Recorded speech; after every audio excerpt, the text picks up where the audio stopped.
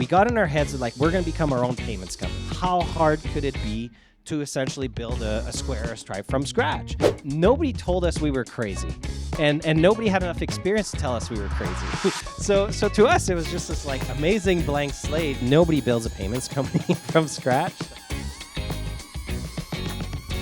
Very excited to have Nic from Helcim here, what we've dubbed the builder CEO. Being a builder is a big part of your strategy. Yeah, no pressure. And so very excited to have you. And so kind of what we're doing today, guys, is we're going to talk about the company Helcim.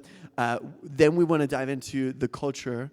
And then we're going to nerd out. And you've brought some product demos that you're going to show live on the projector and kind of walk through some of the things that you've personally built, right? Yeah, and we're going to do a little prayer to the tech demo gods that like everything's going to work. But yeah, it should be fun. We get to geek out. So. Yeah, cool. Helcim is has been around in the Calgary tech scene for a very long time, right? You guys started in 2008 here in Calgary. Rewind even before that, before we get into that. What's your background? You're born in Texas, moved to Montreal. What is that story? Yeah, I like to say I'm a Texas French Canadian, and there's not many of us, and I speak none of the languages properly. Born in Texas, in Odessa, Texas. So if you watched Landman on Paramount, that's Odessa and Midland. That's where my dad's side of family's from. So all like oil and gas geologists, and but he had met a French woman, my mom, out of Quebec, and he convinced her. You know, they got together and he convinced her to move to Odessa. They had me, and that.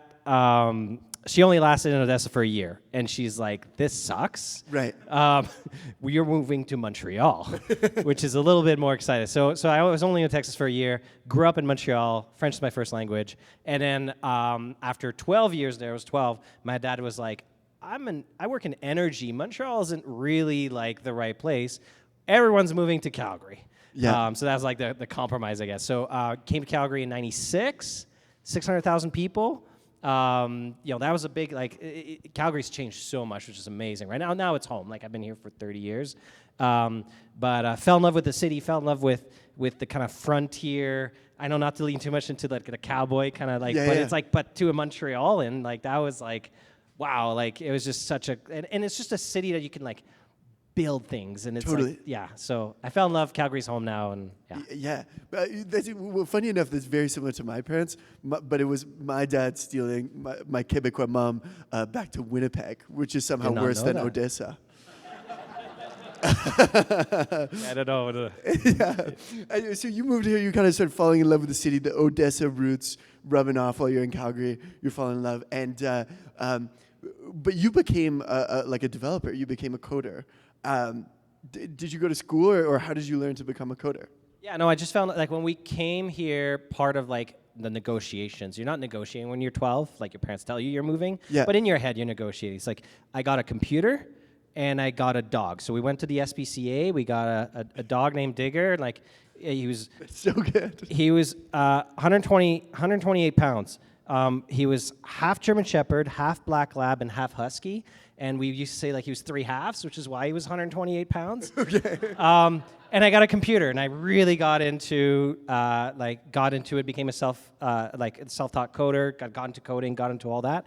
And kind of my story, kind of entrepreneurship began, I was like 15, and what do you do when it's like 15? So like 1999, 2000, you're a geeky kid, you're building websites. Like that's what you did in 1999, right? So like and I would literally go to like my barber, and I would go to like the gym and the local stores and be like, do you want a website? And like at that time, people would say yes, and they'd write you like a $500 check, and you're like, cool. And then you go and like start making a website. And then in high school, I went to my favorite store, which was Memory Express. How many people know Memory Express? A lot. Went to Memory Express, and they had just this like static yellow page, no e-commerce, no nothing. It was just like awful. And I was like, your website sucks. I'll make you a better one. And they're like, okay, we're not going to write you a check, but we'll pay you $8 an hour. Come after school. Whoa. So walked in there, And first day was awesome because I got to build my own computer. So they're like, make a computer, and like, okay. And then I find a desk, I start coding, I start doing stuff, and there's this other guy there that was like, what are you doing here? And I'm like, oh, I'm building their new website. And he's like, well, that's what they hired me for. And so we became friends, and we both coded the site, and we built our first e-commerce and configurator, and like where you can select the motherboard and all that stuff. And that kind of got into like more web design, and then, yeah. Damn, that's so cool. By necessity, almost, you had to hang out with this guy. Otherwise, we're both going to build websites. We're either going to fight or we're going to be from friends. Yeah. That's awesome. And so that kind of leads you to then 2008, starting Helcim at 23 years old, right? Walk me through, because the Helcim journey, I think over the last 5 years, Helcim has kind of blown up and now have a team of how many folks? 160. 160. But for a very long time here in Calgary, it wasn't that big. So walk me through what's going on when you're 23 and why do you decide to start Helcim? Yeah, so there's like a Helcim 1.0 and Helcim 2.0, right? So like the first one was we were doing all these e-commerce sites. We were getting more and more into the development side of things, this kind of pre-Shopify, and we're like, oh, the payments suck. It's PayPal and Moneris, and it wasn't great, and so on. So we started building kind of payment gateways and things to make the connections happen. And then we're like, oh, we just need to find a bank to partner with us, right? That'll be easy. You're like 23-year-olds, you've got a shaved head, and you like want to get into banking, and like turns out the banks did not want to partner with us, right? And we tried and we tried and tried, and ultimately there was a bank out of the U.S. Called U.S. Bank that was coming to Canada. They had this kind of reseller program, and we're just like, yes, please, like anything. And the idea originally was just build the payments, but then build the shopping cart and build all that and kind of sell it together, which sounds a whole lot like Shopify. Right. I think they executed a bit better than we did originally. And but it turns out that like people weren't really into our shopping cart, but they really liked the payments. And we were just kind of like, so this is like 2008, 2009. We're just like, okay, maybe we're better at that.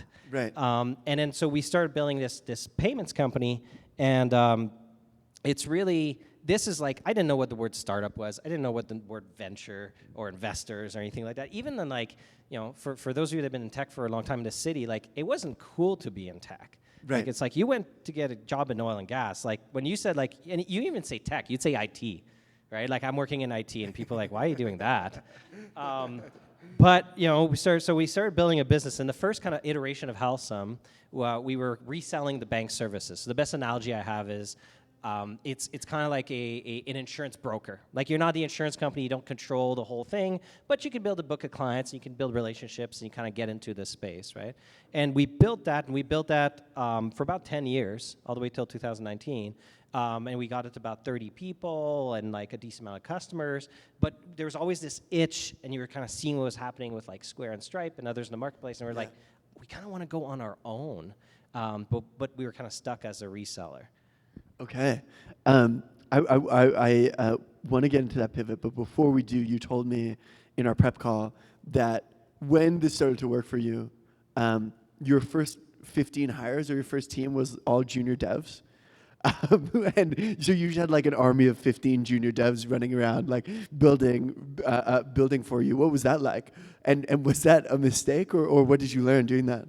No, so essentially what started happening is like 2000, we started getting a little bit bigger, and still like a kind of a smaller business, but like, and then we got in our heads that like, we're going to become our own payments company. We're going to be our own processor. We're going to figure out a way to like do this all ourselves and get out of the shadow of the bank, right? And I'm trying to negotiate with our bank partner to essentially like give us the keys and let us do it on our own, right? And we're starting to get it. In 2017, the president of the bank said like, okay, like essentially I nagged them to death after 3 years, right? And they're like, okay, like we'll try this with you, but like first one through the door gets bloody, and like it's gonna, and we're like, I don't care, just like let us do this.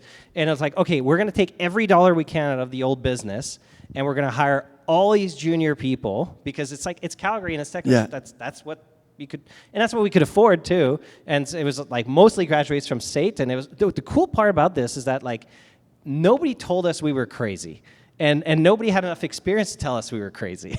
So to us, it was just this like amazing blank slate, and like nothing seemed unsurmountable. Like building your own going and figure out how to do your own hardwares and certification and stuff like that. It's like, why not? We're the masters of the universe.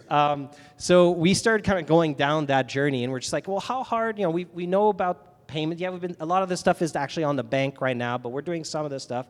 How hard could it be to essentially build a Square or Stripe from scratch? It'll take, let's hire these 15 people, and it'll take 12 months. Why not, right? Yeah. It took 3 years. And so we just kind of grinded away. And it turns out if you ever want to build your own payments company, I'm happy to geek out with you.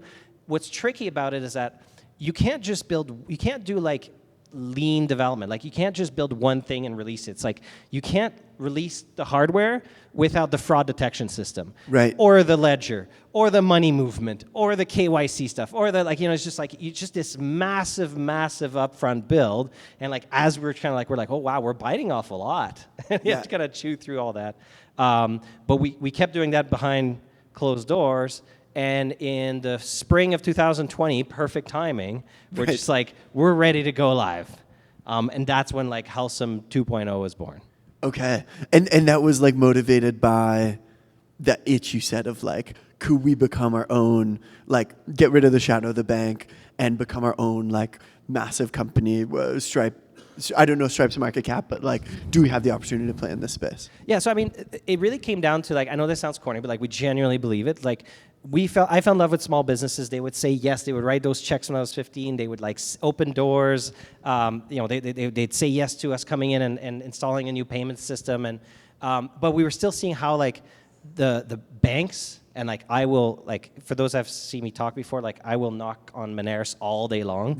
Right. It's my favorite pastime. But it's just people just to this day small business. Everybody say they love small businesses. Nobody loves small businesses. They get the worst rates. They get contracts. They get opacity and obfuscation. It's just nobody puts their actions to their words, right?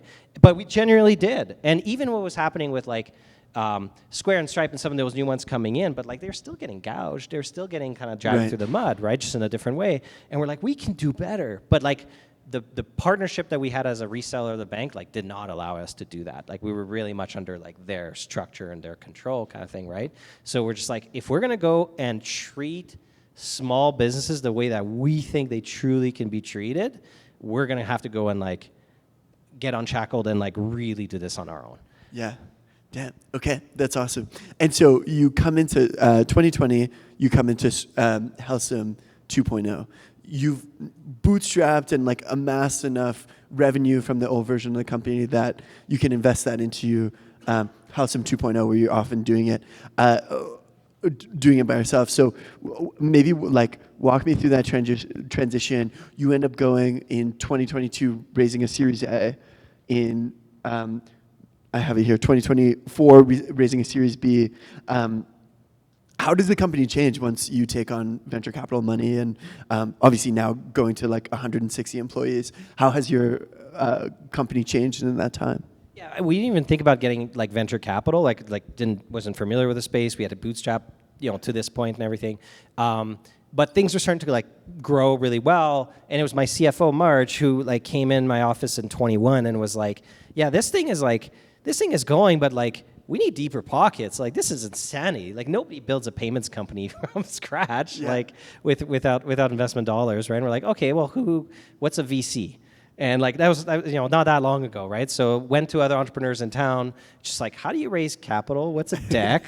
What's and got introduced, and to the credit of so many other people in town, they're just okay, well, yeah, you got to get warm intros, and it's funny when we went to pitch, and the market was pretty hot, in kind of 21, right, in terms of tech investments and everything like that. We're oh man, we've been bootstrapping, we've built a lot of the tech already, we've de-risked it, we just it's gonna be easy, right? And it's funny because we just didn't fit the mold. You realize how much venture capital is it's about templates and structure and fitting within a box or a thesis or whatever, and it's just nobody knew what to do with us, right? Because first of all, we just yeah, but we're going after a giant market that's still underserved, and they're oh, Square's won this. And we're Square has 2.1% of the market, and people are what? Okay, and it's just and it was oh, well, how old is your company? I'm well, technically we started we kind of restarted a year and a bit ago in terms of all the tech you see, everything like that. But technically, it's 12 years old. And they're like, man, I don't want to do that. So it was just like we really kind of went right through the grinder and just like, oh, maybe raising capital is going to be harder. But ultimately, we found some great partners. One of them is Information Venture Partners out of Toronto. Yeah. And they came in, they've kind of like old school, like OG in the space of like venture.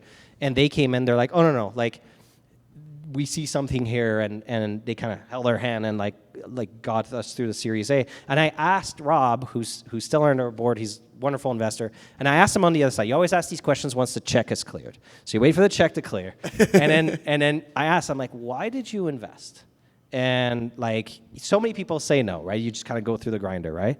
And he said, in all the years that he's done this, he said the one differentiation factor that he saw is you guys are really, really intentful about your culture. Like, yeah, you have big market opportunity and technology and da-da-da, but like, you guys are really, really intentful about the culture, and we can talk about that, but like, and he's like, and that's what we've seen, like, disproportionate return. Yeah. We're like, okay, that's cool. I like that. Let's go there. Let's go to culture.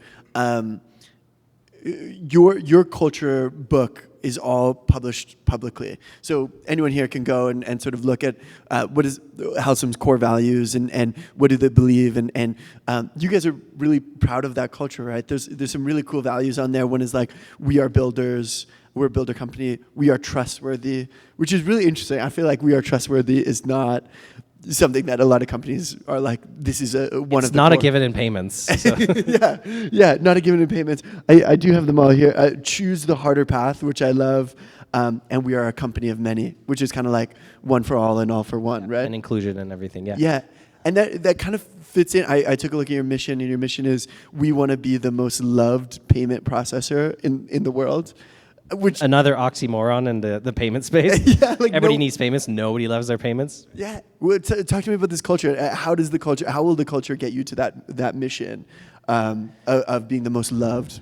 Yeah, part of the reason we did like a call, I was super nervous. We released it in 2021, right? So if you go to helcim.com/theway, and you can read the whole culture book, and like we were really, really nervous because it's not common. Like people talk about their culture book, but it's a pretty like hidden, right? Outside of like maybe a famous one like Valve or Netflix, like it's hard to find culture books, right?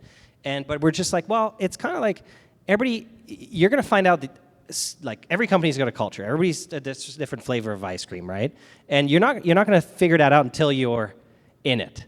So we might as well tell the world what our flavor is, for better or for worse, right? I don't quite know what it is. Maybe it's like a peach mango based on our colors, but and it's at least like the people that are going to resonate with that flavor are going to be like, yes. Like, and people talk about their culture book all the time during interviews because they're just like, oh, I read it, I want to be here. And we know that there's a part of it that like self-selects out too, and that's okay. But at least we're like upfront because I mean, if not, they're going to find out on the other side anyways, right? And part of the reason we did it was we're still like hiring juniors is still a big part of what we do. We've balanced it out more now. We've definitely have a ratio. We try to be like 3 to 1. So for every like senior talent, there's kind of 3 juniors learning anything. Like it used to be like 10 to 1. Like it wasn't the same ratio. But part of that's because we were bringing on so many junior professionals like early in their career. Like they haven't built any of those kind of professional skills. So we felt like we had put together some like basics and guardrails and stuff like expectations, and we just turned it into a culture book. And it's probably one of the best business decisions we've ever made because it's just such a big part of our recruitment now. Yeah. Well, one of the things that you mentioned to me in terms of your culture, but doesn't really show up in your culture code, is like this hacker culture. What does that mean? How are you guys a hacker culture? I mean, it's part of like. I think you need to be that. Even at like, it's funny. You think hacker culture, you think like Silicon Valley and things like that, right? But I actually think that like smaller cities, challenger cities, and stuff like that have to actually have a lot more of that spirit because it's harder. Because there's like less access to capital and there's less like playbooks and less people have done it and just less of a paved way for you that you have to kind of go and figure it out, right? So. Like I said earlier, like nobody builds a payments company from scratch. Like not in Calgary, not and the way you do that is you just have to. It sounds corny, but it's like no obstacles, only challenges. Like you just have to go and think about like what is it you're ultimately trying to solve, and how are people like, and kind of bring it back to first principles and just go like, is there a path? Everybody says there's no path. Is there a path to do that? When we get into the product demo, I'll show you like, okay, we can get into it. I love it. But do you want to talk before, like, are you going to show what we talked about was like when you like would force Helcim as a payment option? Yes. You are going to show that. Okay. So I won't preempt it then. That sounds notorious, but yeah. Let's continue. So Nic, this is your second time on a Tech Thursday panel.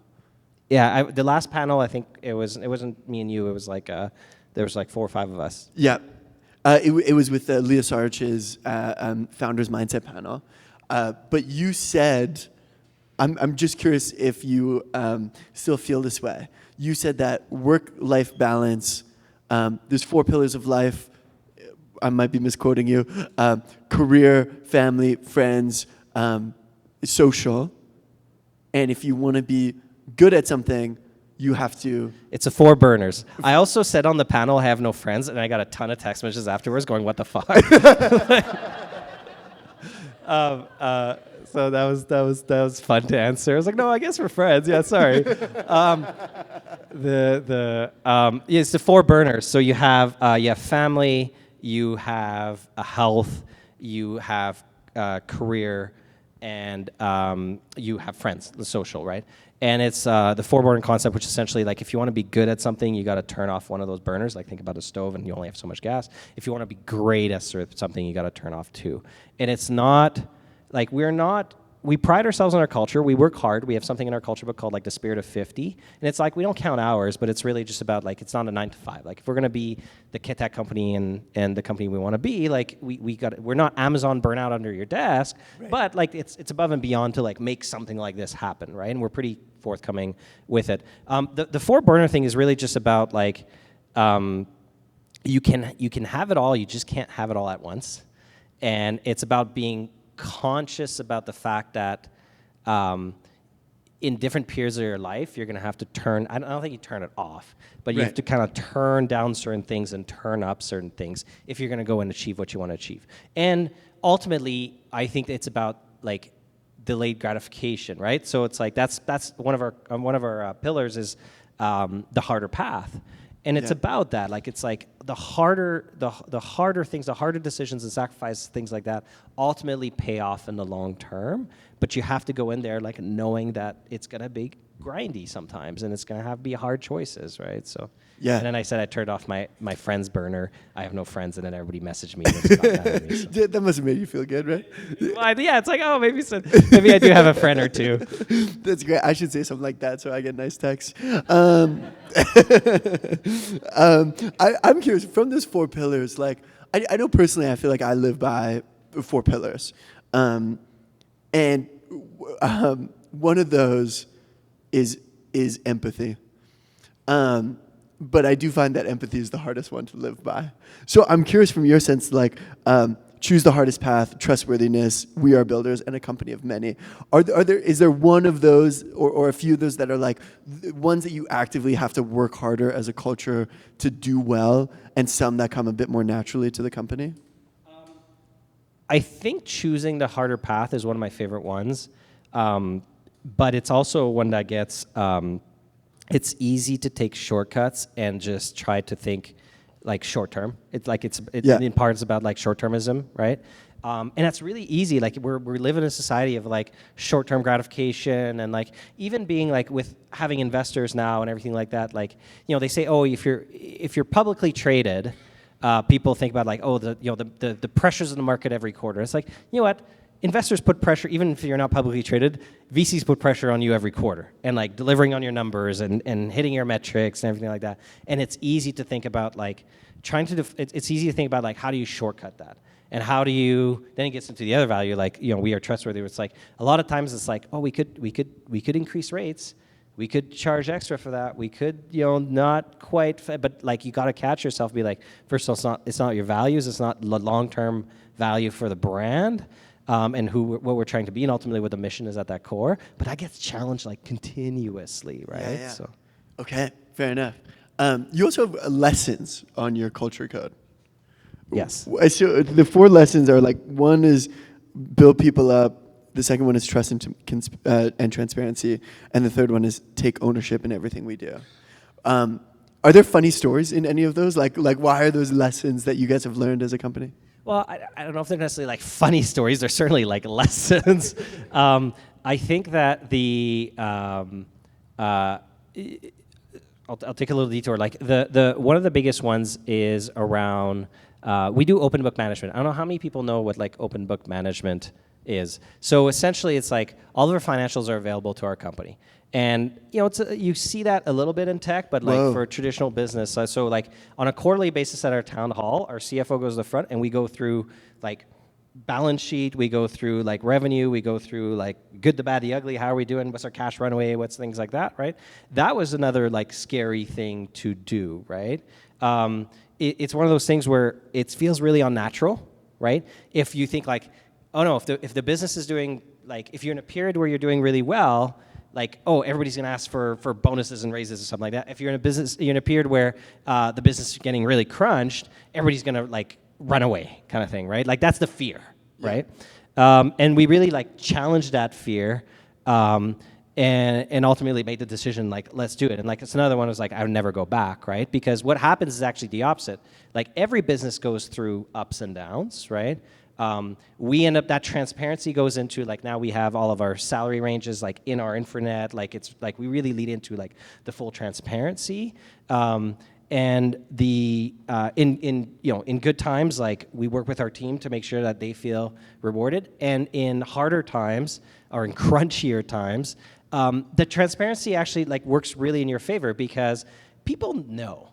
Like people know if a startup is like having a good quarter or a bad quarter, or if things are good or if things are bad, and they're gonna talk and they're gonna gossip and they're gonna like that's gonna.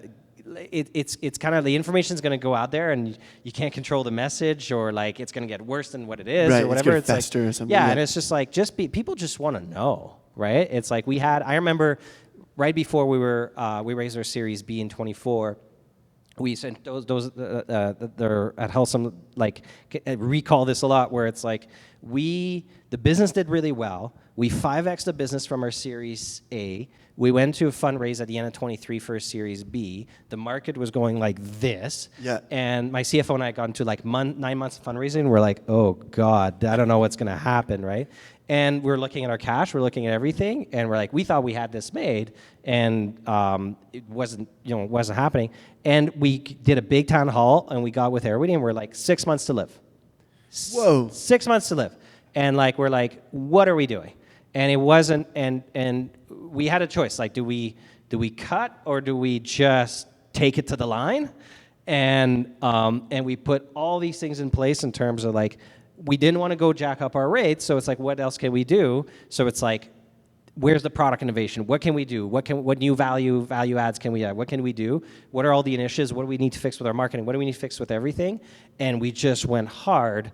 And within a month, like we had a great investor come in, like saw what we were doing, and ultimately like, the Series B kind of came together. Wow. Okay. But like the team step up, and I guess into like the extreme ownership, into that culture mindset of like we still talk about the 6 months to life, but we're in a much better position now, but like it's still like it's funny, people talk about it, but they don't talk about it necessarily negatively.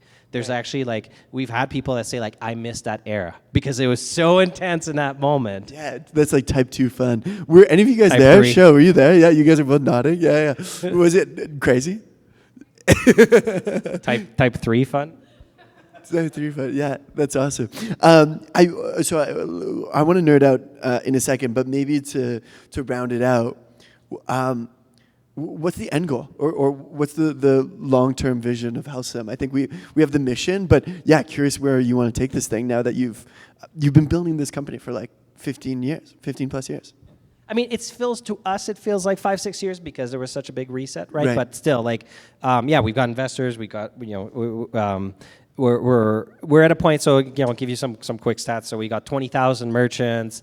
This year we're on track to process almost 10 billion in payments. Like, we're starting to hit more of like that scale up versus startup, right? Like, so we're aggressively hiring. We've got I don't know how many openings, 30 something.